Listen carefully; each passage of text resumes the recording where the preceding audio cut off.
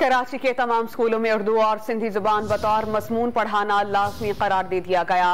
उर्दू और सिंधी जुबान पढ़ाने वाले स्कूल को ही रजिस्ट्रेशन सर्टिफिकेट जारी किया जाएगा। इस पर हम बात करते हैं डॉन न्यूज़ के नुमाइंदे सैयद वसीम से। वसीम, हमें ये बताइए मजीद क्या हिदायत जारी की गई हैं सरकारी और प्राइवेट स्कूलों के लिए?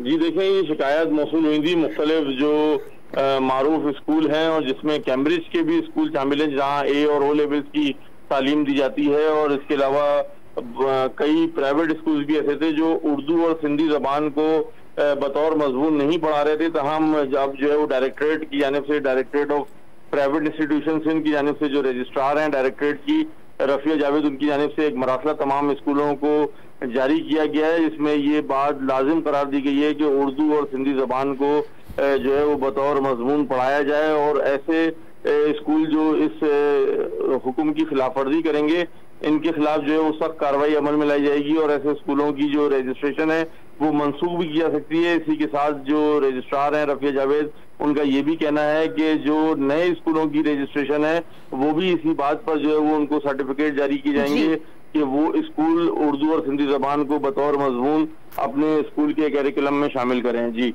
बहुत शुक्रिया, आप हमें अपडेट कर रहे थे सैयद वसीम।